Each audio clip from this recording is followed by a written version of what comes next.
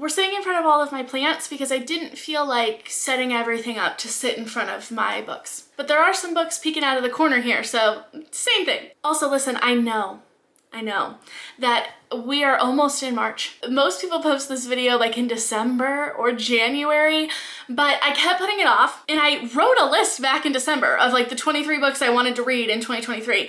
And then I didn't film, and then I was like, well, maybe I shouldn't. And then I was like, okay, but you're gonna wanna be able to look back at this and like react and see if you read them. Hold yourself accountable, and you're not gonna be able to do that unless you film. Which I guess I could have just referenced the list, which is what I kept telling myself, but that's not as fun as having a video to reference. So here we are. It is late, but we're here. Okay. And hopefully future Lexa will thank me for this. She can let me know. So today we are going to go over the 23 books that I want to prioritize reading in 2023. We've got a mix of things. I'm trying to prioritize my physical TBR, so we've got a lot of books that I already own, but we also have some anticipated releases or continuing of series that I have already started that I want to make sure to prioritize. Now I'm going to be honest here. I am nothing if not a mood reader, so there is a good chance that I'm not going to read all of these, but I'm going to try and hopefully keep this list. Keep in mind that these are books that I want to read, that they're on the toppity top for right now, but things could change and we'll see what happens. I was also thinking about making this list for 30 books I want to read before I'm 30, because I'm turning 27, or am I already 27? I always get this mixed up. I am turning 27, yes. I am 26 right now, I am turning 27. So that would give me like 3 years to be able to read some of like the highest priority books I have, or some of the ones that intimidate me a little bit more. So if you would also like to hear that list, let me know, but then I thought that's a lot of reading lists. I don't know if that's too much. I don't know if that's too much pressure for me, and if that's too much for you. So we can decide together. Oh yes, but hi friends, if you're new here, my name is Lexa. We've got a lot of books to cover. I didn't bring them. Also, you should know something about me. I am not good at giving synopses of books for books that I have read, nonetheless books that I have not. And all of these are currently books I have not read. So this is gonna be less, if you're looking for like very well done synopsis of books, but if you wanna know why I wanna read them, and maybe like a little bit that I know about them, but take it with a grain of salt, this is for you. Also, my camera's about to die. It just started. Cool, okay. Should I get the books? Fuck. Fine, I have to change out my camera battery anyway. You convinced me. Okay, I went and got them. I also got a drink. So it worked out. See, but now I'm finding books that like I want to add to this list.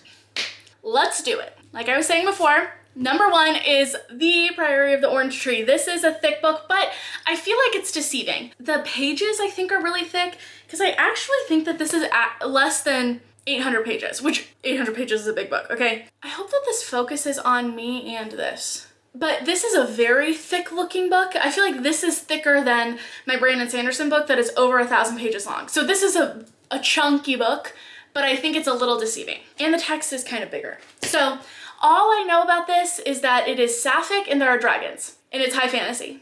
And that's all I needed to know to pick this up. I don't feel like there's more that I need to say, you know? If you're not convinced by that, what are we doing here? The next one is I thought that was upside down, because the moth is upside down when I looked in the viewfinder. It's not. The next book is Strange the Dreamer by Lonnie Taylor. Now, I think I get the plot of this and The Starless Sea mixed up, because I also thought that this was a standalone and it's not, it's a duology. But I believe that this is about Laszlo Strange doing something. Okay, because there's something about a library, which I'm pretty sure in The Starless Sea, he finds a book in a library. And Laszlo Strange is a war orphan and junior librarian. So maybe that's why I get these mixed up. I don't want to know too much about this, so I don't want to read too much. I don't like knowing a lot about books before going into them. I go in for the vibes and the recommendations, and I look for keywords. And I'm pretty sure that one of the keywords of this is that it had beautiful writing, and I am a sucker for some beautiful prose. If I can find shit that I can highlight, that's my thing. Plus this cover, I mean, come on. It won some sort of award. I never pay attention to those. Oh, and it is it's blurred by Lee Bardugo. Lonnie Taylor is so damn good and like no other. Okay, let me know, do blurbs convince you to buy books? 2 things. Do awards convince you or make you more likely to pick up a book? Like if it has something like this, which I wish it did not. I wish this was just a normal sticker. I'm proud of you for winning an award, Lonnie Taylor, but I would like to be able to pull you off so I can just have the pretty cover. Anyway, awards and blurbs. Like if you see your favorite author blurbing something, or if they say something like very convincing about the book, does that convince you? Or is it something else? The cover, the synopsis, you've heard it from someone. Do those 2 things actually make a difference? Because I would say for me, no. They're just an afterthought that when I start looking at the cover more, I'm like, oh, that's cool. And I just wish that these stickers were removable. Next on the list is Bunny by Mona Awad. This is so high up there. I want to read this. I feel like this is gonna be my vibe. I've heard it's weird horror, and this girl joins a sorority or goes to college maybe, and there's this group of other girls who all call themselves Bunny, and I think that this is gonna be my kind of horror. I don't know much else about it to be able to tell you why, but I know that Kayla from Books and Lala absolutely loves this. I know that Katie Coulson, this is like her thing, and she loves it so much, and I usually love books that they love. I specifically usually love odd horror books that they love. We were just these innocent girls in the night trying to make something beautiful. We nearly died. We very nearly did, didn't we? And there's a clique of unbearably rich girls who call each other Bunny. And I've heard that the less that you know about this, the better.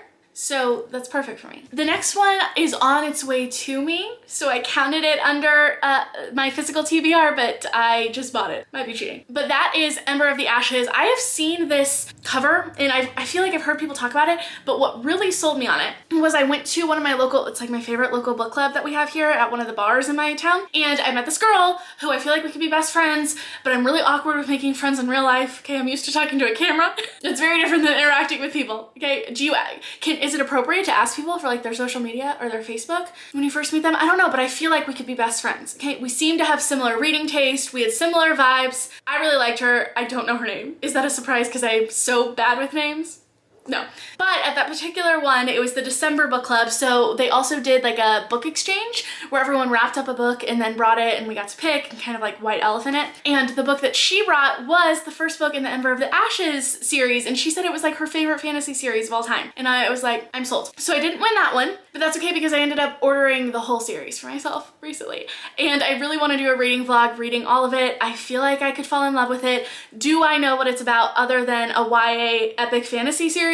No. But from what she described, it feels like it's YA, but it borders more on like YA adult, I think, which is right now the kind of vibes I'm looking for in my high epic fantasy. And I know we have a female main character, and I love women, so you know I'm for that. I'm pretty sure that our author and main character are women of color. Plus this cover series, absolutely stunning. I'll figure out how to pronounce her main character's name when I read it. I believe possibly Leia or Leia. Leia is a slave, Elias is a soldier, neither is free. Under the Martial Empire, defiance is met with death. Those who do not vow their blood and bodies to the Emperor risk the execution of their loved ones and the destruction of all they hold dear. I mean, come on. That sounds, oh yeah, Sabaa Tahir. Do I just know Sabaa Tahir's name from this series, or did she write something else? All My Rage. Oh my God.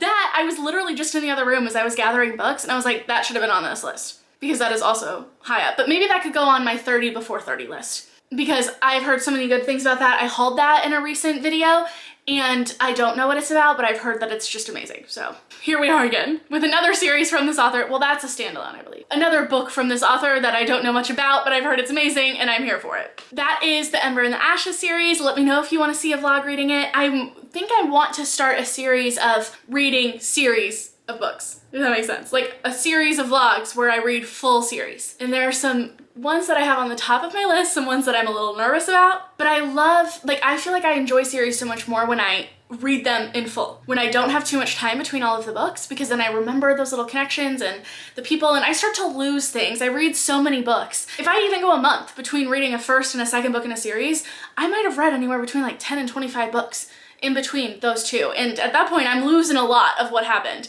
So if I can read things more like back to back, I think I get more out of them. So I would love to do a series where I did read like full completed series of books from start to finish. So if that's something that you think you'd be interested in, let me know. And if you have any ideas for books. I mainly like fantasy, mystery, thriller, horror vibes. But I feel like out of those, fantasy is the one that has series the most often. So if you have any that you would like me to read in that, let me know. Speaking of series that I have in mind for that reading series of books series, ACOTAR by Sarah J Maas. Listen, I read almost the entire Throne of Glass series. I DNF'd Tower of Dawn, whichever number that one is, and then read the next book, or was that the second to last book? No. I DNF'd Tower of Dawn, but read whichever is the one that happens at the same time as Tower of Dawn. I read that one in full. And then I believe Kingdom of Ash is the next and last one. And Tower of Dawn ruined the series for me, so I just ended up Googling what happened in Kingdom of Ash. But otherwise, I was having a good time. Books like 2 to 4, I was really loving life. So I feel like I could like an adult series by Sarah J Maas. And I love a good fantasy romance. Well, I'm trying to figure out my vibes of fantasy romance, but I can love a good fantasy romance. And I only own this book so far. If this is a series you'd like to see me read from start to finish, I know that one of my, I want to call her my best friend. We've never met in person. She is another personal finance creator, V. She also helps run my Instagram for like my personal finance account. She lives in Colorado. I wish that she lived next door so I could just go over all of the time, but she really wants me to read this. So it's high up on my list for this year, but I really want to read the series as a whole. So maybe I just need to buy the whole series. It's so hard for my personal finance brain and my book brain to reconcile with each other. But all I know about this is it's fantasy romance vibes. I've heard that people either really love this or they find it really cringy. And that's gonna be interesting for me because I can love smutty, spicy scenes if they're written in a way that I like. You know, otherwise I find them very cringy. But Katie Robert, who a lot of people would find really cringy, I love how she writes romance and smutty scenes. So if it's like that vibe, but we've got more fantasy, I think, in this one, could work for me. Oh, we're really switching gears here, aren't we? I need to figure out a way. I have it set to vlog settings where it changes, like it adjusts to the lights automatically since I move around, but I need to figure out for when I'm just sitting filming a video how to manually adjust the light because otherwise it like goes in and out a lot. It's for future Lexa to worry about. The next book that I really, really want to read, but I need to be in the right headspace for it. I know I definitely need to be in the right headspace for it. And I want to have the audiobook along with this physical version, and that is Know My Name by Chanel Miller. She is the survivor of the Stanford sexual assault case. And she started off as anonymous. She wrote that, it's not called a testimony, there's a specific word for it, that she wrote anonymously for the courts when she was talking about what happened to her. But she was anonymous for a while. She was the Jane Doe in this case, but since then has come out, wrote this book, this memoir sharing her story.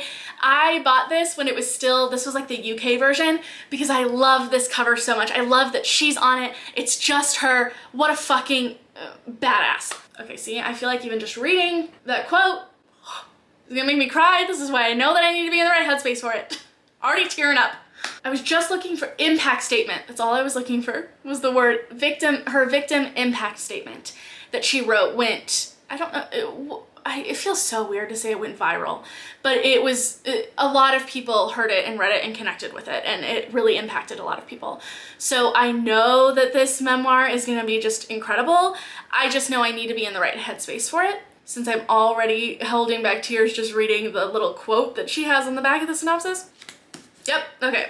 Gotta move on from that. Next book is also a nonfiction. Before I got back into my love of reading, in that time between college and now when I had lost my love of reading, I used to be an avid reader. I would come home from school and read like an entire book, and I was reading a lot of like YA fantasy and fiction books back then. Then when I stopped reading and I kind of got back into reading, it was mainly nonfiction.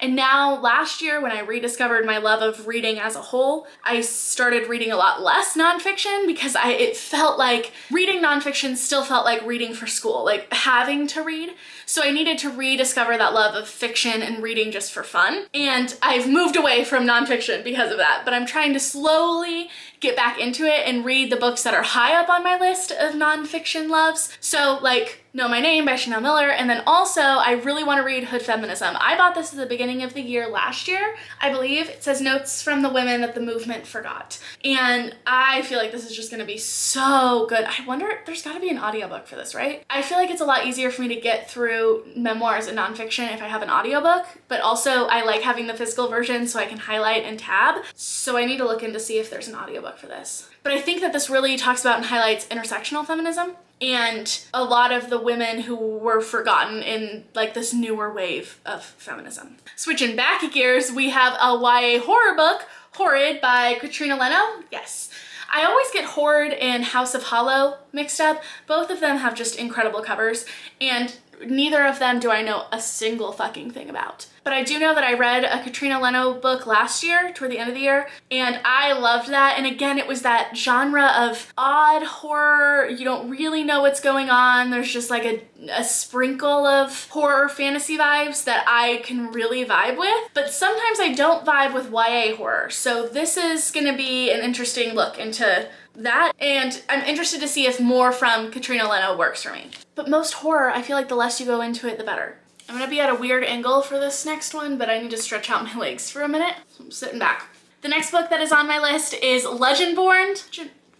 What am I saying? The next book that is on my list is Legendborn by Tracy Deonn. Does this actually remove? Oh, good. Okay, I'll have to get my hairdryer out and remove that. I'm very excited for you and your awards, but I don't like them on the cover of my books. This I do know a little bit more about. Right now, there are 2 books, but I believe this is gonna be a trilogy unless that changes. And I believe that this is YA. And our main character, Bree, when she was younger, she watched her mom die, or she watched something happen to her mom.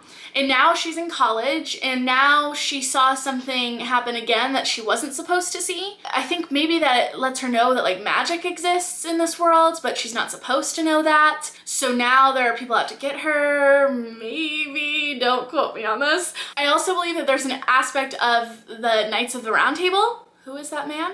King Arthur?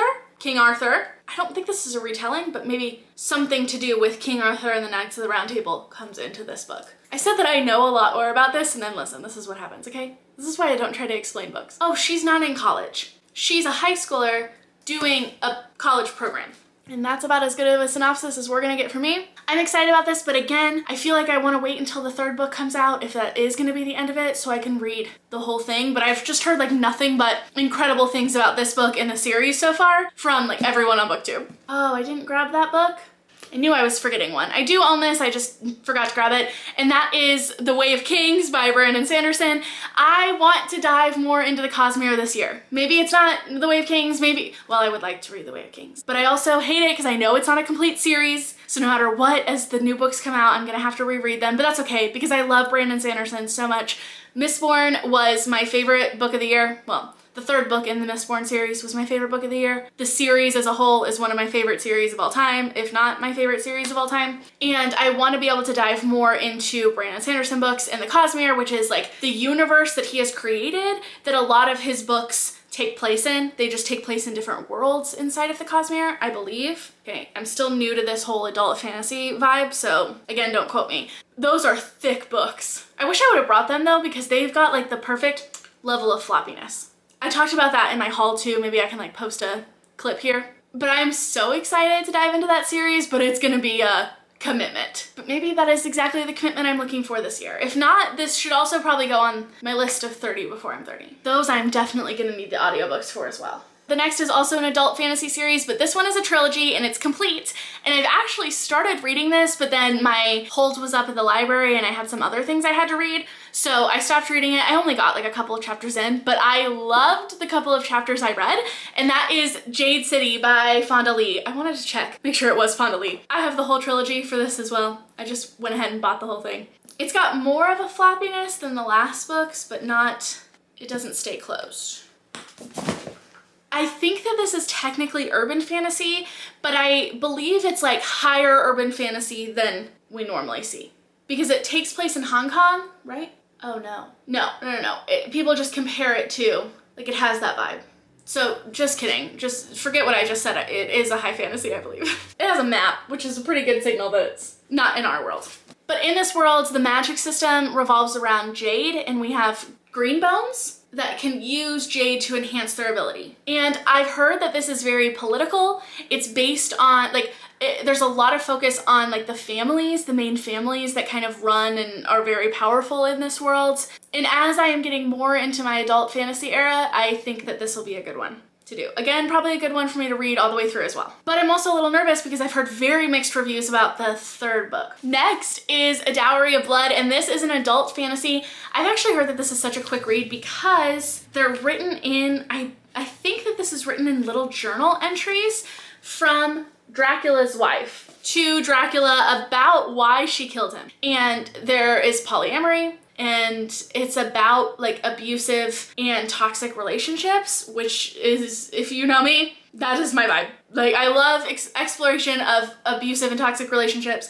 I love polyamory in a fantasy/horror setting, and I love books written like journal or diary entries or letters, or that have that mixed media element. So I just feel like this is all coming together to be perfect for me. And I mean, come on, this gorgeous edition, stunning. The next one on our list, we're going rogue. And we're going to romance, okay? And that is not usually a genre that I read, but I have been saving this one because I feel like it's gonna be a romance that I love a lot, and that is 7 Days in June. I've heard it's a romance, but it explores some deeper topics, goes a little bit more, it's not like a rom-com, I don't think. I think it's more of a pull at your heartstrings, not darker romance, because when you say dark romance, that means something else, but like a more hard-hitting romance slash love story. I believe that Kayla read this in one of her romance videos, and I believe that she liked it, or I could just be pulling shit out of my ass, to be perfectly honest with you. Our main character is a single mom and best-selling erotica writer. How fun. And she meets Shane Hall, a reclusive, award-winning literary author at a literary event. And they explore a lot of like past trauma, which again, my vibe. Maybe Kayla didn't read this, or she just didn't rate it on Goodreads. Oh no, here we go. 4 stars. Okay, so I feel like 4-star romance from Kayla is pretty good. Lots of people, 4-star, 4-star, 4-star, 4-star, 5-star. So I'm feeling pretty good about this. Although, this is gonna sound weird because I love books a lot, but books about authors are hit and miss for me. So we'll see. Again, sorry, stretching out my legs. I used to at my day job before I started doing social media full time. I worked a lot with kids and I used to sit on the floor for like 12 hours a day. But this is the first time I've ever had hardwood, not carpet. And that is very, like, I didn't notice how much of a difference that makes to like the stress on my feet and my hips when I'm walking and or sitting on the floor. I have a little pillow here, but it's different. And I did my hair and makeup and filmed another video already on the floor. So I've been on this floor in this corner of the room for a while. But there's a new house that's getting built next door. So I have to take advantage of when they're not here working on that house. And today it is rainy and gross outside and they are not here. They were here while I was putting on my makeup and I was getting worried. I haven't seen them in a few days and I was like, you gotta be fucking kidding me. You're back. But they left since. So hopefully they stay left for today. Next book, Babel by R.F. Kuang. This is on the top of my to read list. But I'm also a little nervous, okay? Because don't come for me. I loved the first book in the Poppy War and the second book in the second half of the second book in the Poppy War trilogy, and I did not like the third book. I loved the themes. It has nothing to do with the themes or the plot or the concept of it. For me, the execution just fell a little flat. I think it needed multiple perspectives. I've talked more about this in my most disappointing books. I still think that R.F. Kuang is incredibly talented, and I just don't think that super military focused fantasies are my thing. I prefer the character development. I like political maneuvering, but not necessarily in relation to war. And there was a lot of war strategy in that, and it wasn't enough fantasy war strategy. If it's revolving more around a magic system, I like that, but there wasn't enough fantasy in the war strategy for that to work well enough for me. So I've heard, and I think that Babel is gonna be more up my alley because I have heard this is more like literary fiction with some fantasy, and that it really explores themes of colonialism and racism and how throughout history we have, like white people, we as in white people, have gone around stealing people's land and language and stories and trying to force them into being like us and going to try to conquer them by completely just dismantling everything that they are. And I think that this talks a lot about language and the power of language throughout our history and throughout colonialism, but with a fantasy twist to it, and that feels like it's gonna be perfect for me. Oh my god, I didn't grab this one either? What is happening here? No, I did. No, I didn't. Yes, I did. No, I didn't. The next one I'm nervous about, I'll be honest, okay? And that is Seasonal Fears by Shauna McGuire. This is the second book in the Middle Game series, but it's not a direct series. I believe that we follow different characters in this book. And Middle Game was so good for me. It was one of my favorite books of the year last year. It was so powerful and incredible. There were times that I cried and teared up just from how much I was loving the book so much and just how mind blown I am at Shauna McGuire's brain and just how incredible they are. That I've heard most people who liked Middle Game hated Seasonal Fears or were so disappointed by it that I'm really nervous that it's gonna make me I don't want it to ruin Middle Game for me. But also, I know that a lot of times people who don't, I know sometimes horror slash fantasy that doesn't work for a lot of people does work for me in certain cases. So I don't want to just write it off and pretend it's a standalone and then miss the opportunity for me to also love this book too. So I feel like this is going to be something that I start And if at any point in time I feel like I possibly might not be vibing with it, I'm just gonna pretend it doesn't exist. Because I don't want to ruin Middle Game for me at all, because it's just so incredible that nothing is worth that risk. But I think that I just want to try it out and see. Middle Game also has one of my favorite like starter, it's like a first sentence, but it's not technically the first sentence to any book that I've ever read. And that is timeline, 5 minutes too late, 30 seconds from the end of the world. Yes, I have it memorized because I love it so much. The next one I actually own on Kindle, but I want to get the physical version as well. But it was on sale on Kindle. It was like a Kindle daily deal for $2.99, and I have so many Kindle credits from that like book deal thing that Amazon does with the points and stuff that I try to go through the Kindle deals and see if they have any every day so that my points don't expire. And I've been really wanting to read Alat's Way, so I bought it on Kindle. Figured if I wanted to read it on there, I can, or I can do both if I end up buying the physical version too. I believe that we have a main character who, I think she's Native American, so we have some Native American or Indigenous representation. Might not be Native American, it might just be Indigenous. I don't know if this takes place here in this world, in the United States, or in a different world. And I also believe that our main character is asexual or is on the ace spectrum. Darcy Little Badger also has another book that I saw while I was at Barnes & Noble the other day that I also want to get. Someone said the audiobook was amazing. Okay. Kayla said flawless. Say no more. Okay, who needs a synopsis when you've got that? It does take place in the United States. Or it says, imagine an America very similar to our own. It's got homework, best friends, and pistachio ice cream. There are some differences. This America has been shaped dramatically by the magic, monsters, knowledge, and legends of its people. Those indigenous and those not. Okay, that's all I need to read. I'm in. I was already in, you know, but I'm not gonna read anything past that. I need more lipstick. The next two books, I'm gonna be honest, are new additions to this list. Most of the rest of this list I added at like in December of last year. These I swapped a couple out because I just got them, but I really, really want to read them. And they have been on like, they're books that I have wanted to read, I just didn't think to include them here because I didn't own them yet. And the first one is The Year of the Witching. Alexis Henderson wrote House of Hunger, which also made it to one of my favorite books of the year last year. And I love witches. That was about vampires, kind of. It was more of like a horror about toxic and abusive relationships, which again, say it with me, my thing.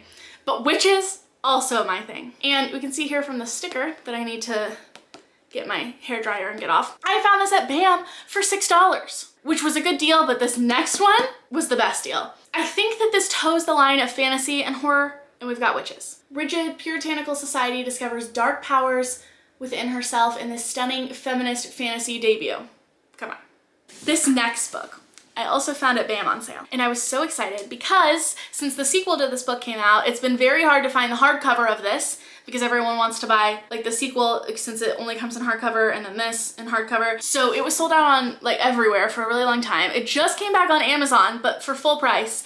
And this one I found for $8. Ninth House by Leigh Bardugo. Yes, this is on Kindle Unlimited. So technically I didn't have to spend any money on it, but come on. Again, I feel like this would be a good one to read, like both books, but I don't think it's a duology. So I don't think the series is complete, but Six of Crows was like what got me back into reading last year, because I read that duology. So Leigh Bardugo holds a special place in my heart. I didn't like Shadow of Bone as much. I liked the first one. I DNF'd the rest of the series. Six of Crows was perfect.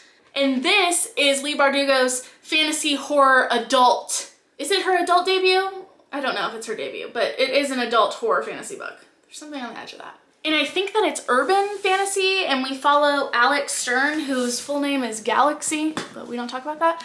And she goes to Yale, maybe? And there's like there's a secret society at Yale that has to do with magic or monsters or something. And everyone's been talking about this since the sequel, Hellbent. I believe people have been waiting a long time. Years for that sequel. And I'm really excited about this, and I mean I found it for $8, so of course I picked it up. The next book that I want to read, and this is the last one under the umbrella specifically of like physically owned books, although I own a couple others physically, but there was another reason that I wanted to read them, and that is Legends and Lattes. This falls under the realm of cozy fantasy, which is very trendy lately. People have been talking a lot about cozy fantasy books. I read The Very Secret Society of Irregular Witches. I really want to read The House in the Cerulean Sea. Those, I believe, are cozy fantasy vibes. This one follows our main girl who is an orc, and she wants to, like, she's done, she's retired from her, like, badass fighting days, and she just wants to settle down and open a coffee shop. It says low stakes, but I've heard that there are, like, some stakes. It's just not, like, life and death, kind of, like, really high action-packed. It's just vibes. And sometimes between the really, really hard-hitting books that I read, because you'll notice a theme, if you haven't already, that a lot of the books I pick up are dark and explore harder things. I need something that is just more lighthearted and more whimsical and cozy to act as a breath of fresh air in between all of that really heavy stuff, which, don't get me wrong, I love. Sometimes you need a little bit of a break. I feel like this will be perfect for that. My hips, if my count is correct, that should be number 19. And then we have a random little one that is not a physically owned book. I guess this could also fall under anticipated releases. Okay, yes. The rest of these I would all put under the category of anticipated 2023 releases. Books that I was looking forward to reading this year, that came out this year. And now, since we're a little bit into the year, I own a few of them. The first one that I own physically is How to Sell a Haunted House by Grady Hendrix. I will be honest with you, when I pre-ordered this, I thought it was a Literally Dead book club pick. I don't know where I got that from. It wasn't. She hadn't even announced them. I think maybe I thought she said that this was gonna be one, but no, I don't think she did say that. Even if she did, it's not one of the first few. But now I have it. And I love a haunted house story. And I had not read Grady Hendrix at the time that I put this on the list. Although I believe Grady Hendrix wrote The Final Girl Support Group. And I feel like I could have loved that book, but there were just some things that were keeping me from loving it. So I was hoping maybe this one would be more my vibe. And he might not have wrote Final Girl Support Group, so don't quote me on that. But this, I believe, follows two, like a brother and sister maybe, and their parents died from COVID. And now they're trying to sell their house, but their parents' house is haunted. So that makes it a little tricky, I would assume. The next anticipated release that I do own physically, and I actually think the last one that I own physically, is Alone with You in the Ether by Olivia Blake. Listen, the Atlas 6 and the Atlas Paradox. The Atlas Paradox might end up going on my favorite books of the year list. Probably will at this point in time. I know a lot of people didn't like the sequel to the Atlas 6. I loved it. I love Olivia Blake's writing and character development. She just writes vibes and characters so well. I already had this on my list, but then I bumped it up. I'm gonna have to read this very soon. I'm actually hoping to start it like today or tomorrow if I have time, because this is one of Katie's Patreon book club picks. And I think that this is, so here's the thing, is that I thought that this was fantasy. Then I thought that it was romance, because I've heard people talk about it being romance. Then I've heard it's not romance, it's a love story. Then I thought, okay, it's not fantasy, but then I saw that it was published by Tor, and I'm pretty sure, I could be wrong, that Tor mainly only focuses on fantasy and maybe sci-fi. So maybe there's an element of, maybe there's like a, what do they call it? Speculative element in here. I don't know what it's about. Other than that, I just know that I plan on reading anything Olivia Blake writes. And I want to be able to secure her as an all-time favorite author. And I feel like this could get us on our way. Well, it could. I don't feel like it. If it gets 5 stars, it could get us on our way there. My hips. I'm like the guy in SpongeBob. My leg. The next one, and I am so sad. Listen, I'm so sad. I wish I would have discovered my love of Brandon Sanderson and adult fantasy like 6 months before I did. Because I remember as I was just getting into BookTube, like watching BookTube videos, I remember watching, I think it was Daniel Green's video on this, and then maybe a few other people I'm sure were talking about it, when Brandon Sanderson launched his, what's it called? It's not Patreon. Kickstarter for like the 4, I think, new books that he's releasing this year. And that Kickstarter was like, from what I saw, monumental and iconic. And I didn't know, like, I didn't read adult fantasy at the time. I was just trying to figure, like, I was just getting my footing in to reading again and hadn't really discovered what I liked. I was just picking and choosing, trying to figure out what worked for me now as an adult. And so obviously, like, I didn't participate in that Kickstarter and then therefore won't be getting any of the books. But now, as someone who loves Brandon Sanderson so much, I'm sad that I don't have those. But that's okay, because he is still releasing them. You just get, like, I think special editions, and you get them sooner if you did the Kickstarter. Like, I think people for the Kickstarter got it in January, and us normal everyday folk, I think the first one is coming out in April. So on this list, I just have generally, I would like to read at least one of his like secret projects books that he comes out with this year. Trust of the Emerald Sea, I believe, is the first one. I don't know if these take place in the Cosmere or not, but I believe that they're standalones. I don't know a lot about it, to be honest. I don't look a lot into it because it just makes me sad. I get serious FOMO, so I don't like looking a lot into the project, but I am excited about the books. And I know that the first one comes out in April, I think, Trust of the Emerald Sea. And I believe that that one is a standalone. So that one's probably the one that I'm going to end up getting. but we'll see. That's just on my list, reading at least one of those. And then the last and final one, we are putting the vibes out into the universe that this happens, okay? Last year, the next book in the Nevermore series was supposed to come out and it did not. It got pushed back and then it got pushed back again. And now it got pushed back to like October of this year. And I am just so hoping that it comes out because I loved the Nevermore series. It's on like my favorite books of last year. It is a middle grade fantasy series and it follows Morgan Crow and she ends up at this school, this magic school. But it is just so whimsical and amazing and I loved every minute of it. I read all of the audiobooks last year when I was first kind of dabbling and into reading and I got really back, like I got back into middle grade. I was really loving middle grade there for a while. And I still love middle grade, but not as much as I was at the beginning of the year. I was really into it. But what stood out for me from my middle grade era was definitely the Nevermore series, and I believe it's the 4th book, Silverborn, that should be coming out hopefully in October. I still don't think it has a cover, which makes me a little nervous, okay? But I'm putting it on this list to try to manifest it. Let's see. Because I love those books so much, and I want to like be able to reread them. I mean, I could reread them at any point in time, right? But I want to reread them before reading this next one, but I don't want to reread them now and then have to reread them again when it comes out. No pressure, okay, take your time. But I think that she said that this series could be like a very long series, like 9, 13. I could just be making up, just throwing out random fucking numbers. It could be a long series, okay? So I would like us to keep it rolling so that I can just continue being in this world. And if my counting is correct, that should be the 23 books that I want to read in 2023. No, I have not read any of them, and it is almost the end of February. I feel like if I even read half of them, I'll feel good about it. There's no pressure, but these are right now on the top of like my TBR for this year. Let me know what are some of the books that you are most excited to read this year, whether they've come out this year or not, doesn't matter. Let me know if any of these are books that you either have read and what you thought about them, or if you also want to read them, or now maybe you've discovered some that you want to read off of just my incredible, well thought out synopses. I know that like they're so well done that a ton of you are probably just gonna automatically add these books to your TBR. I am so excited to see what the rest of 2023 has to hold for life and also my reading. Thank you all so much for watching. If you enjoyed, consider hitting that subscribe button down below, pushing that thumbs up button. Helps other people to find this content and lets me know what kind of content that you guys enjoy. Thank you all so much for watching and I'll see you next time. Bye!